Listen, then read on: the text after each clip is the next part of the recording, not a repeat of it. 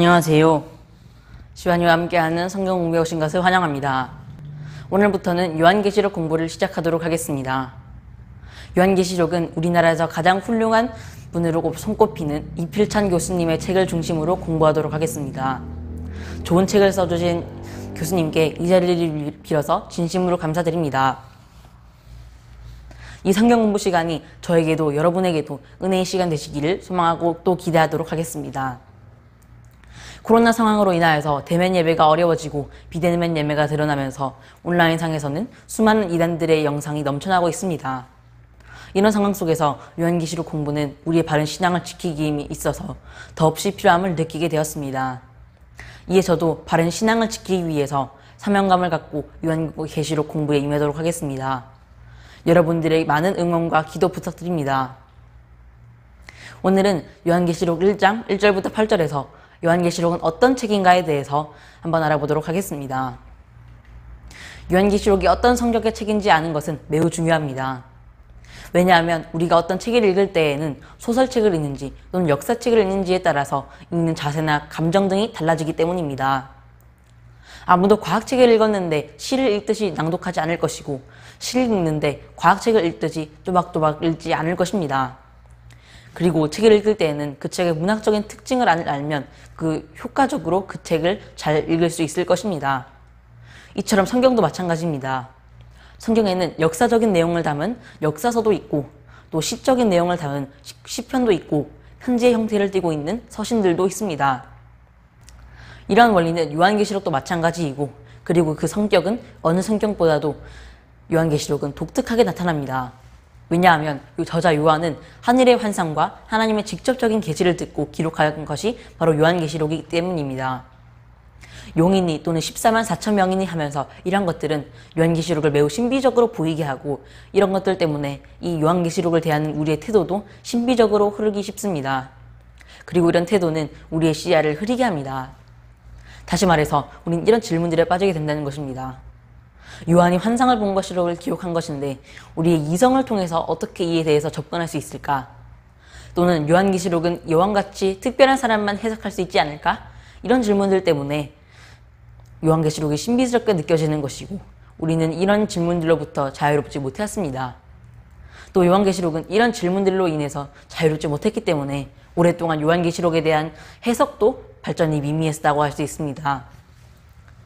실제로 요한계시록은 해석은도 제쳐두고 저작 과정에서부터 여러 가지 견해가 생기기 시작합니다.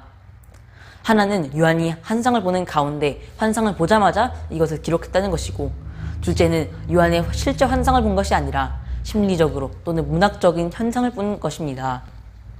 하지만 첫째 견해를 따르기에는 요한계시록에는 너무나도 정교한 구조와 문학적인 기법 등이 동원되어 있으며 또 요한 특유의 문학적 특징들이 있습니다. 또 둘째 견해를 따르기에는 성경적 근거에 반박이 됩니다. 바울도 환상 중에서 3층 천에 올라갔던 경험이 있다라고 고린도서에서 기록을 했고 또 많은 구약의 선지자들도 그것을 적고 기록한 적이 있습니다. 그렇다면 우리는 요한계시록을 다음과 같이 정리할 수 있습니다. 요한이 환상을 본 것은 사실입니다. 그러나 요한은 오랫동안 이 환상을 묵상하고 정리해서 요한계시록을 기록한 것입니다. 그럼 우리는 지나치게 신비적이거나 직관적으로 요한계시록을 읽어서는 안 되며 이성적이며 분석적인 자세를 가지고 이 책을 읽어야 할 것입니다. 그렇다면 다시 본론으로 돌아와서 요한계시록은 어떤 책인가요? 요한은 1장 1절에서 예수 그리스도의 계시다라고 합니다. 이 계시라고 번역된 아포칼립시스는 주어로서 신약성경에서 단 한 번만 등장하지 않습니다. 그렇기 때문에 이런 점에서 이 단어가 범상치 않음을 알 수가 있습니다. 신약성경에서 다른 곳에서 이 단어는 단순한 행위로서 기록하다라는 의미로 사용되었지만 이곳에서는 하나님의 계시와 그 계시를 기록한 문서, 즉 요한계시록을 지칭합니다. 이 요한계시록을 읽어본다면 우리는 묵시문학이라는 중요한 요소가 이 책에 퍼져 있다는 것을 알 수 있습니다. 그렇다면 이 묵시적인 요소들은 무엇을 의미할까요? 이를 알기 위해서는 묵시문학이 무엇인지를 알아야 합니다. 묵시문학은 서사적인 틀, 즉 이야기적인 구조를 가지고 그 구조를 가진 계시의 장르에 속합니다. 그리고 여기서 계시는 바로 외부 세계의 존재를 통해서 인간에게 전달이 됩니다. 이 과정에서 요한은 요한계시록에서 구원을 바라볼 때에는 시간적, 초월적 실제를 드러내고 또 다른 초자연적인 세계, 즉 천국을 말할 때에는 공간적인 초월의 실체를 말합니다. 요한은 이처럼 요한계시록을 일정한 과정을 가진 이야기의 형태로 전개하게 됩니다. 먼저 요한계시록은 공간적 초월성을 강조합니다. 즉 교회가 이 땅에도 있지만 동시에 하늘에서도 존재한다는 것을 말하고 있습니다. 또 요한계시록에서는 이 교회는 공간적인 초월인 하늘에서 시간의 초월인 구원의 복을 현재 경험하고 있다라고 하는 것입니다. 요한은 이러한 초월적 세계를 효과적으로 전달하기 위해서 실제적인 요소들을 그대로 표현하기 어려울 때 상징의 요소, 즉 묵시문학을 사용하게 된다는 것입니다. 요한계시록에서 초월성을 표현하기 위해서 사용된 이러한 묵시적인 환상은 당시 초대교회가 처해 있던 위기를, 그 상황을 극복하기에는 매우 효과적이었을 것입니다. 묵시적인 환상을 통해서 보여진 초월인적인 세계는 여러 가지 도전에, 여러 가지 고난의 직면에 있는 당시 교회에게 강력한 내성, 즉 그 당시에 있었던 로마의 핍박으로부터 강력하게 버틸 수 있는, 인내할 수 있는 마음을 형성해 주었습니다. 왜냐하면 이 묵시적인 환상을 통해서 그 당시 강력한 제국이었던 로마의 허구적인 실체를 직시하게 함으로써 그들이 영원하고 이 초월적인 실체를 바라보며 살아야 한다는 것을 지시해주기는 충분했기 때문입니다. 당시 요한계시록의 독자들이 하루 24시간 보는 것들은 죄다 로마의 이념들 뿐이었습니다. 건축물, 조각품, 사회 구조 등이 이런 것들이었으며 사람들을 끌어들이는 힘은 매우 강력했습니다. 그래서 그것에 안주하면 편하고 안정된 삶이 보장됐기 때문에 그래서 그 당시 독자들은 이런 로마의 유혹에, 즉 사단의 유혹에 혹했을 수도 있습니다. 하지만 문제는 이것들이 예수 그리스도의 자리, 위치까지도 차지하려 하며 빼앗으려 한다는 점입니다. 왜냐하면 그 진정한 실체는 바로 사단이며 그 당시 이념들은 모두 사단의 허수아비들에 불과하기 때문입니다. 이런 가운데 요한은 사단이 반드시 멸망할 것이며 교회는 승리하여 하늘에서 그 승리를 축하하고 있으며 현재 활동하고 있는 사단의 짐승, 그 사단은 멸망에 이르게 될 것을 전하고 있고 이것은 매일매일 다가오는 고난을 이길 수 있는 원동력이 된다고 하는 것입니다. 이처럼 요한계시록은 묵시적인 요소를 충분히 지니고 있다고 할 수 있습니다. 그러나 계시록 1장 1절부터 2절에서는 이런 묵시가 다른 일반적인 묵시와는 다르다는 것을 말해줍니다. 요한계시록에서 말하는 묵시는 그리스도의 묵시입니다. 이것은 그리스도를 나타내고 있으며 그리스도가 주관하는 것입니다. 그래서 요한은 먼저 1절부터 2절에서 이 묵시가 어떤 연결고리를 통해서 전달되고 있는지를 밝힙니다. 함께 읽어보도록 하겠습니다. 예수 그리스도의 계시라. 이는 하나님이 그에게 주사 반드시 속히 일어날 일들을 그 종들에게 보이시려고 그의 천사를 그의 종 요한에게 보내어 알게 하신 것이라. 요한은 하나님의 말씀과 예수 그리스도의 증거, 곧 자기가 본 것을 다 증언하였느니라. 여기서 말하는 전달 연결고리는 다음과 같습니다.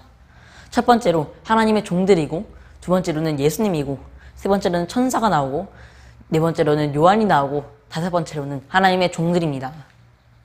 3절에서는 또 다른 종류의 요한계시록의 문학적인 특징이 소개됩니다. 이것은 바로 예언의 말씀입니다. 하지만 여기서 이 예언은 통상적으로 말하는 앞일, 즉 미래를 미리 보는 것의 의미가 아닙니다. 왜냐하면 구약에서 예언은 과거에 하나님이 행하셨던 사역을 해석하여서 현재의 삶에 적용하는 것으로써 범죄한 이스라엘을 깨어 정신을 차리게 하려는 사역이기도 했습니다.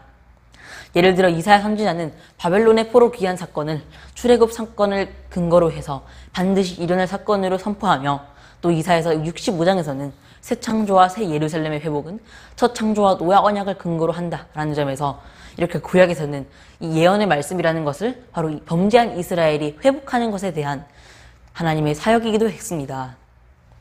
그러므로 이 예언이라는 단어를 무작정 미래일이라고 생각하는 것이 아니라 이 단어 배후에 존재하는 폭넓은 의미들을 기억할 필요가 있다는 것입니다. 이러한 측면에서 예언의 말씀으로서의 요한계시록은 단순히 미래 일들을 미리 말하는 것이 아닙니다. 그것은 바로 선지적인 선포의 특징을 가지고 있습니다. 구약의 선지자들이 출애굽 사건을 근거로 하여서 하나님의 구속 사건을 예고한 것처럼 요한은 그리스도의 십자가 사건을 근거로 해서 하나님의 백성들 가운데 경험되고 또 완성될 하나님의 완전한 구속 사역을 그리스도를 중심으로 그리스도의 계시, 또 예언의 말씀이다 라고 하면서 설명하는 것입니다. 1장 12절부터 20절에서 메시아로서의 예수님은 2장부터 3장에서는 7교회를 향한 메시지를 선포자로, 5장 6절에서는 죽임당하신 어린 양으로서 인봉을 떼기에 합당하시고 존귀와 영광을 받기에 합당하신 분으로서 등장하고 6장부터 16장에서는 심판과 하나님의 왕권을 가지고 계시고 드러내는 주도권을 가지신 분으로 등장합니다. 요한계시록에서는 묵시라는 특징 외에 또 예언이라는 특징 외에 서신이라는 특징을 가지고 있습니다. 4절부터 5절을 읽어보겠습니다. 요한은 아시아에 있는 7교회에 편지하노니 이제도 계시고 전에도 계셨고 장차 오실 이와 그의 보좌 앞에 있는 7영과 또 충성된 증인으로서 죽은 자들 가운데 먼저 나시고 땅 임금들의 머리가 되신 예수 그리스도를 말미암아 은혜와 평강이 너에게 있기를 원하노라. 우리를 사랑하사 그의 피로 우리의 죄에서 우리를 해방하시고. 여기서 독특한 점은 삼위 하나님의 특징들이 여기서 나타난다는 것입니다. 먼저 성부 하나님은 이제도 계시고 전에도 계시고 장차 오실 이로 등장합니다. 또 성자 하나님은 충성된 증인으로 죽은 자들 가운데서 먼저 나시고 땅의 임금들의 머리가 되신 예수 그리스도로 등장하고, 성령 하나님은 보좌 앞에 계신 7영으로 비유되어 등장합니다. 먼저 성부 하나님을 보겠습니다. 요한은 하나님을 단순히 영원히 존재하실 분으로서 움직임이 없으신 분으로 표현하지 않고 그 영원히 존재하실 분이 현재 지금 역사하고 계시다는 것을 말해줍니다. 두 번째로 성자 예수님은 충성된 증인이고 죽은 자들 가운데서 먼저 나신 이이고 왕들의 머리, 이렇게 세 가지로 등장하게 됩니다. 이 세 가지 표현들은 요한계시록에서 나타난 예수님의 역할과 지위를 요약하고 있습니다. 먼저 충성된 증인입니다. 예수님은 자신의 죽으심을 통해서 충성된 증인으로서 교회의 본을 보이셨습니다. 교회는 그러므로 예수님의 발자취를 따라서 이 증거의 사역을 죽기까지 감당해야 할 것을 바로 요한이 말하고자 하는 바입니다. 두 번째는 죽은 자들 가운데서 먼저 나신 이이십니다. 예수님께서는 죽음을 이기신 자로서 교회에게 소망의 근거를 주셨습니다. 그러므로 그리스도 안에 있는 자는 사망이 할 수 없고 부활에 이미 동참한 자가 되는 것입니다. 세 번째는 왕들의 머리입니다. 요한계시록에서 사단은 이 세상의 왕들을 미혹하여 하나님과 그 백성을 공격하는 데 사용합니다. 그러나 그들의 공격은 성공하지 못합니다. 교회는 오히려 모든 족속과 방언과 백성과 나라에게 복음을 전하도록 부름을 받았기 때문입니다. 왜냐하면 예수님이 모든 왕들의 머리가 되심으로 그들의 무릎을 꿇게 하기 위해서입니다. 또 세 번째로 성령 하나님께서는 보좌에 계신 7명으로 비유됩니다. 이 말씀은 스가랴서 4장의 내용과 긴밀하게 연결이 됩니다. 스가랴서 4장 11절부터 14절에서 두 감람나무는 기름 부음 받은 들로서 계시록 5장 6절에서 보냄을 받은 7영으로 연결되고, 또 이는 계시록 11장 3절부터 13절에서 나오는 감람나무 즉 두 증인과 연결됨을 볼 수 있습니다. 그렇다면 이 7영과 두 증인의 사역은 어떻게 연결이 될까요? 계시록 11장에서 나오는 두 증인의 증거를 통해서 7영이 온 세상에 보냄을 받은 7영이 창조주 하나님과 죽임을 당하신 어린 양의 완전한 승리를 전파하고 효과 있게 하는 역할을 하게 된다라는 것을 말해줍니다. 이 삼위 하나님에 대한 언급은 요한계시록 전체의 내용이 무엇인지를 예고합니다. 하나님께서는 이에도 계시고 전에도 계셨고 장차 오실 이의 이름을 통해서 요한계시록은 영원하신 하나님이 현재로 임하시는 모습을 통해서 그런 것을 묘사함을 통해서 예상하게 하고, 또 성령 하나님이 7영으로 비유되어서 어린 양의 승리가 두 증인, 즉 복음을 전하는 교회를 통해서 온 우주적으로 선포될 것을 예고하는 것입니다. 끝으로 교회는 예수님의 충성된 증인의 본을 따르며 부활의 소망을 가지고 복음을 전하며 모든 왕들의 머리이신 예수님 앞에 무릎을 꿇으며 부활에 동참하는 특권을 얻게 됨으로써 요한계시록의 내용이 이 서신의 인사말에서 요약되는 것입니다. 요한계시록이 서신으로 쓰여졌다는 것을 생각한다면 우리는 요한계시록을 이해하는 데 매우 큰 도움을 줄 수 있을 것입니다. 이 서신은 먼저 아시아 7교회에 쓰여졌습니다. 이 교회 중에서는 서머나 교회나 빌라델비아 교회처럼 책망할 것이 하나도 없는 교회도 있는 반면 라오디게아 교회처럼 칭찬할 점이 하나도 없는 교회도 있습니다. 여기서 중요한 것은 칭찬을 하든지 책망을 하든지 하나님께서 보시기에 7교회 모두에게는 문제가 있다는 것입니다. 또 요한은 그런 문제를 해결하기 위해서 이 서신을 쓴다는 것입니다. 그 문제의 핵심은 바로 2, 3장에서는 등장하지 않지만 뒤로서 계속해서 등장하게 될 영적 전투에 그들이 노출되어 있다는 점입니다.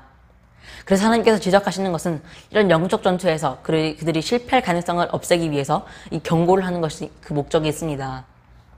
이 영적 전투는 그 당시 있었던 로마의 무력 핍박을 통해서 치러지는 것이 아닙니다. 왜냐하면 라오디게아 교회에는 그런 핍박이 없었기 때문입니다. 이 영적 전투는 표면적으로는 당시 로마의 제국주의에 의해서 근본적으로는 사단의 통치를 통해서 초래하게 됩니다. 이런 영적 전투는 때로는 목숨을 위협하는 핍박을 통해서 찾아오기도 하고 때로는 평안과 안전을 제공하는 유혹으로부터 다가오기도 합니다. 그래서 요한계시록은 이러한 영적 전투에 직면한 수신자들에게 순교적인 정신을 가지고 이 영적 전투에 임하며 살아갈 것을 기록하고 있는 것입니다. 이런 목적을 효과적으로 전달하기 위해서 요한이 묵시문학이라는 장르를 통해서 천상의 실체를 보여주면서 우리는 반드시 승리할 것이고 사단은 반드시 패망할 것을 보일 수 있도록 하였으며 서신의 형식을 취함으로써 구체적인 대상과 문제를 구체적으로 설명하는 것입니다. 감사합니다.